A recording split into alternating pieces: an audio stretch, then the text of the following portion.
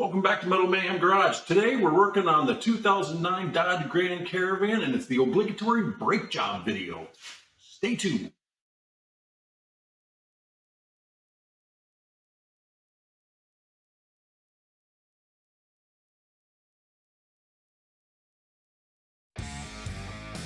You can see here I'm just jacking the vehicle up enough to support it at the frame. You want to make sure your frame's not rusted out like mine is. I'm using a 19mm socket here along with power tools, but you could also use the tools that came with your jack stand available with your vehicle. I choose to use things that make my life easier. Power tools, air tools, electric tools, whatever you got. It's only once you get those lug nuts loosened up that you can then go ahead and jack this car up all the way off the ground until the tire leaves the surface. You do want to make sure that your tire is touching the ground while you're loosening them. It makes loosening your bolts a lot easier, especially if you're working on a non-drive wheel like the back. This time I just showed you on the front. Once you get your vehicle up in the air, to make accessing the parts easier, if you go inside the car and turn your wheel all the way to the right, you can access the parts you're working on a lot easier. Now here I'm going to show you what size I'm working with. This socket happens to be a 14mm deep well socket. And I'm going to put it on my impact, and I'm going to use this 15mm open-ended wrench.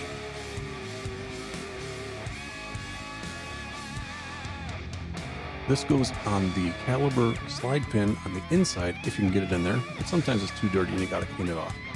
I do finally have to jam it on there a little bit. Then you're going to use your impact tool, get it from the inside, hold the caliper slide pin with the 15mm, and then you can move to the bottom caliper slide pin. These are not torqued down super hard, so they shouldn't be too hard to remove. Always remember that if your parts are rusted together, you can go ahead and grab that PB blaster and give them a good hosing down. Here I'm just showing you that the slide pins, the bolts are removed. You want to have something to hang them with when you take that caliper off. You want to support that with something so that it's not hanging from the brake line, as it will put undue pressure on your brake line and collapse it. Usually I use a bungee cord. Couldn't find my bungee cords because I just moved, so I used a coat hanger and I hung it up on the shock absorber to get it out of the way. We've got to remove the caliper bracket, and that's going to take a separate socket, which is a 21mm. And these are torqued down to about 125 pounds at the end of the job. So you really do want to have an impact or at least a long bar to pry these off of here. Impacts are great for this type of thing. My brakes were grinding pretty bad, so this job really did need to be done. I'm showing you on this side, even though I practiced on the other side. Once you get your bracket out of the way, your pads usually come out with it. You just toss those pads. You're not going to use them. My rotors happen to be warped, so I'm getting rid of those. Here I'm showing you where the caliper pins go into your caliper bracket. These get greased well with caliper bracket grease, of course, but these are extremely dirty. Now you want to make sure that your caliper brackets don't have any grooves in them or anything, and one good way to keep track of your caliper pin bolts that go in the caliper pins themselves is to just put them in them so they're not flying around all over your garage.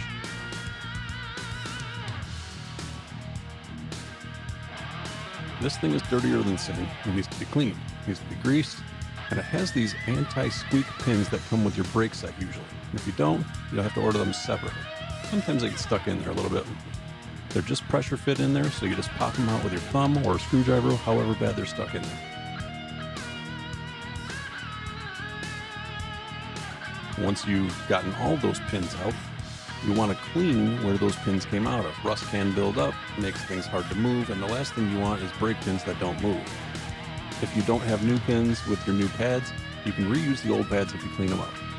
Here I'm just using a wire wheel and my drill, just going to clean out the insides of where those anti-squeak plates, I don't know what you call them, for lack of a better word. You just clean that rust out of there, clean things up the best you can. So you want it shiny. You don't want it rusty like this one. So I'm going to go ahead, try to get in there the best I can and clean it out so that they both look.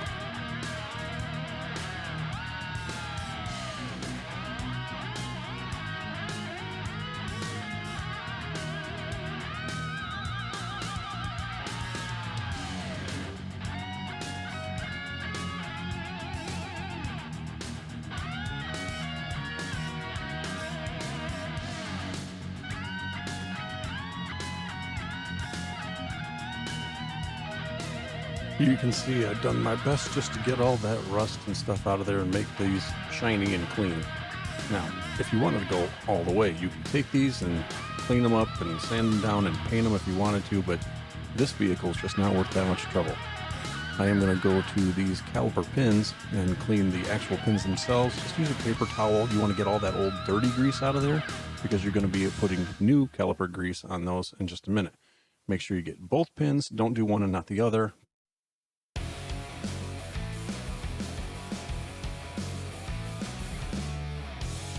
You can see they're nice and clean.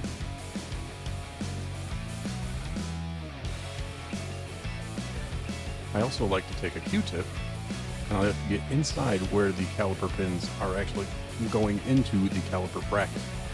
So use a Q-tip, get in there all the way, best you can, clean out all the old dirty grease. Just like cleaning out your ears.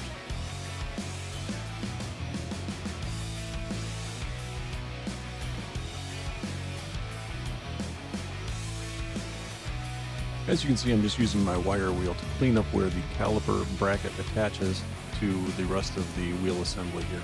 Just get a lot of buildup of brake dust and road dust and whatever else, rust maybe. You want to clean up everything so you have smooth mating surfaces.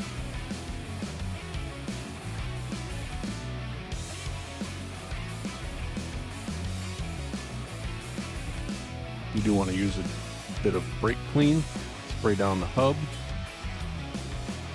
Get yourself a paper towel, and you want to clean off all of the old anti-seize that was on the hub from before when the last time someone did a brake job.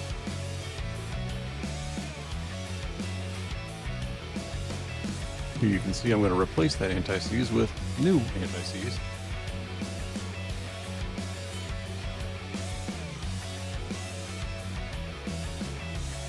You do want to get these surfaces, that way when you put your new rotor on, it doesn't stick. If you've ever had to unstick a rotor from a hub when you take it off, I can tell you it is a royal pain. I've had to use sledgehammers and pound it off until the rotor cracked before. Now, as I said, our rotors were thoroughly warped, so I am replacing the rotors. And all rotors come from the factory with a coating on it that keeps them from rusting while they're being shipped. So you're going to use your brake clean. You're going to spray the surfaces down and wipe them down with a paper towel or rag, whatever you have. Just make sure it's clean. The last thing you want is grease or dirt on your braking surfaces. For obvious reasons, you don't want your brake pads touching rotors with grease all over them. That would not provide for a very good braking ability. You want to do both sides. Do not forget to do the inside of your rotors. Make sure those are clean as well. As you can see, I'm just setting them on the garage floor on the bag they came in and cleaning away with a paper towel. That's all you need to do.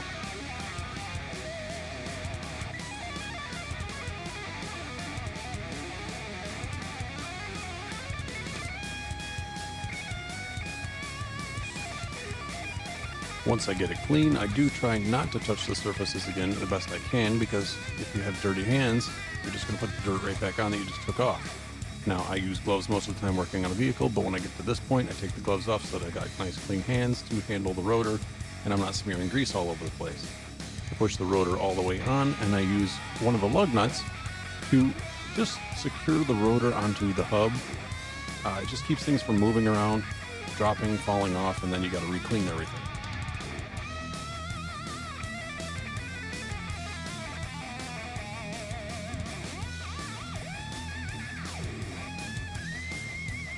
Ta-da.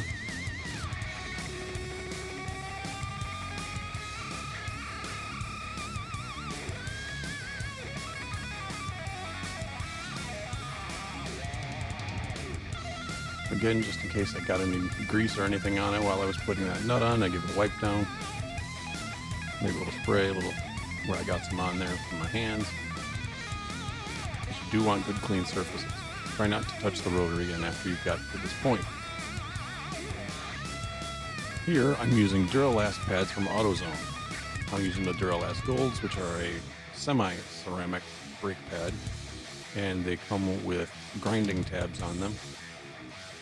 You do want to make sure, best you can, that your new pads always come with anti-squeak pins or plates or whatever you want to call them.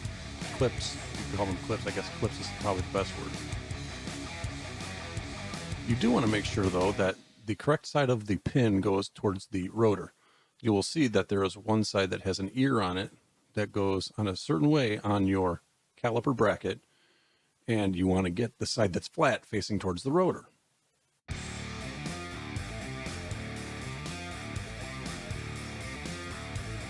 slide in just like this.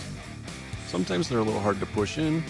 Usually if you've done a good job with the wire wheel cleaning out where they go, they push in pretty easily. Sometimes you have to use a screwdriver to push them in place, but you do want to make sure that the little ear or the little tab right here points to the outside, never the inside. Okay? Now, make sure you do both sides. And don't confuse the caliper's anti-squeak clips, because there are two different ones. Enough for each set of pads that you put on your vehicle, and there should be two for the upper and two for the lower on this particular kind of brake pad and setup.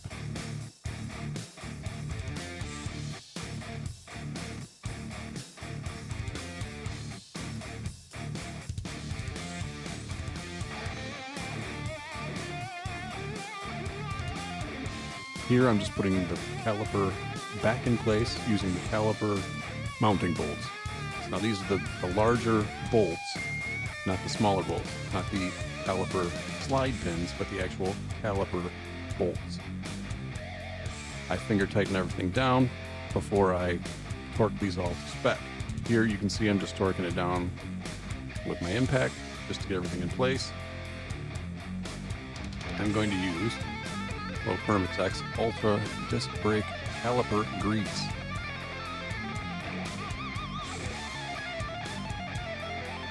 And you're just going to smear that caliper pin as well as you can. It's got to go in there, and you want that to move freely so your pads can move in and out towards your rotor. If that gets stuck up and bound up, that's usually when a lot of people have brake problems. They notice their car won't stop as efficiently. So do make sure you get a generous amount of brake caliper grease on these pins. What I do is I coat them once with the brush, put them back in, move them around, get some grease inside where I cleaned out from the Q-tip. I take it back out, re-grease it again, make sure you get plenty on there.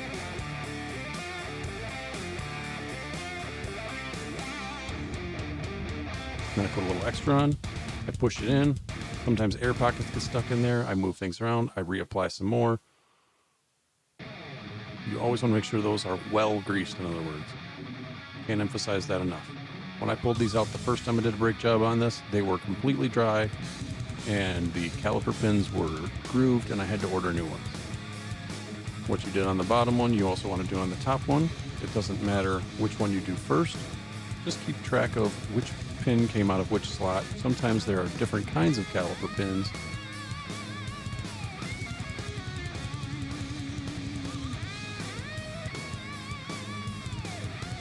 Insert it, put that grease around, re-grease it, keep greasing it, put more on there until the grease starts bulging out when you push those back in.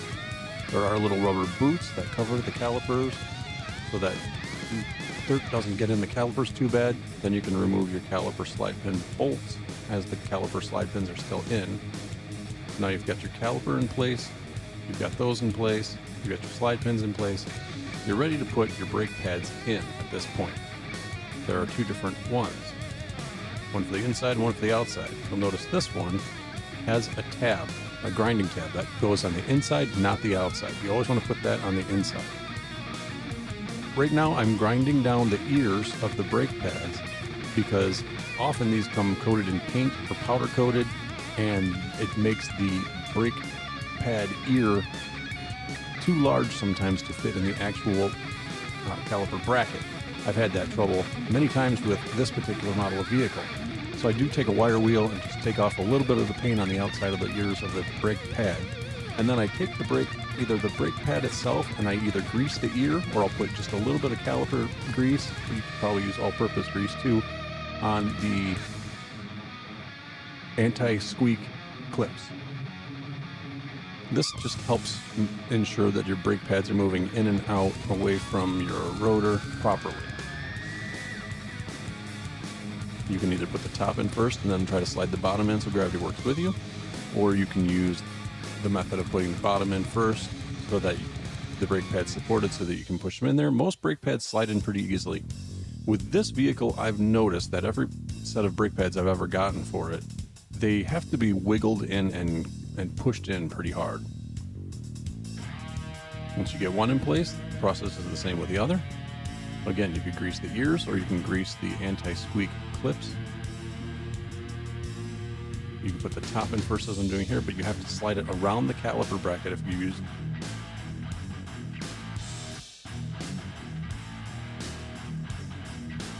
this method of inserting your brake pads once the caliper bracket's already in place. Some people like to put their brake pads in before the caliper's on, before the caliper bracket is on. I don't like that. It's too easy for them to fall out. Once you've done that, you can take off your hanger and get ready to re-press in your hydraulic caliper brake ram.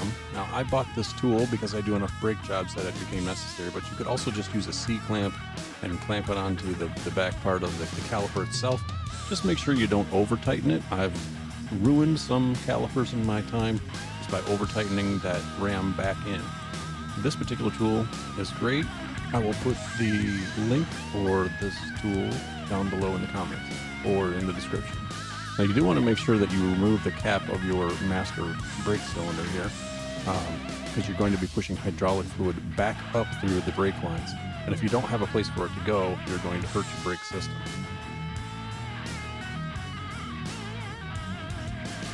Tighten this down until it's just firm. You don't want to over tighten. Again, you can ruin your caliper that way.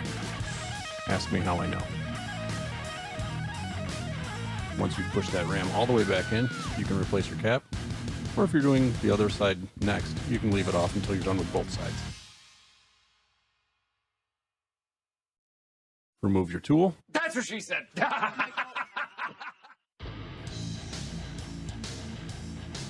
Now, once that ram is pushed back in, you can get ready to reinstall your caliper. But what I like to do is I like to put a little anti-seize on the sides of the outsides of the brake pad.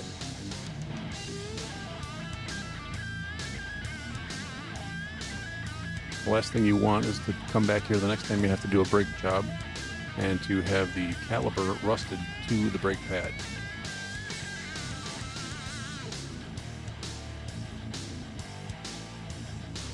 You can put it right on the brake pad itself on the back, or you can put it right on the caliper ears.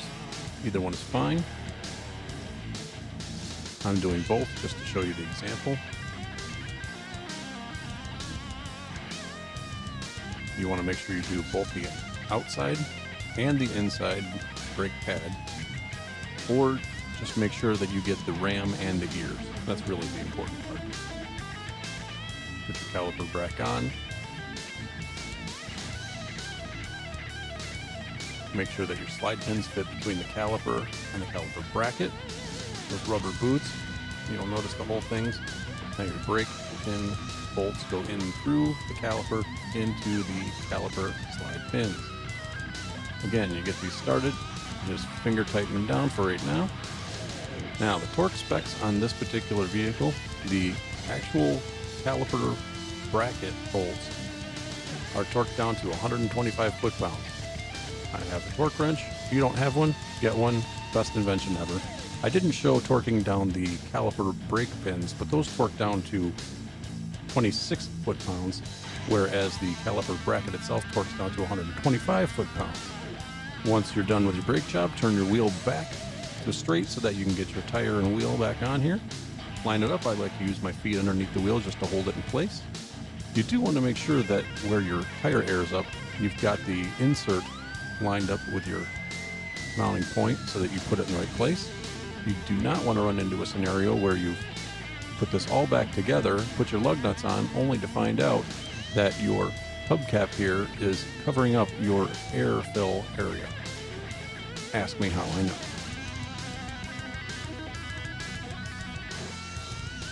You do want to use a star pattern to tighten these down so you get even pressure.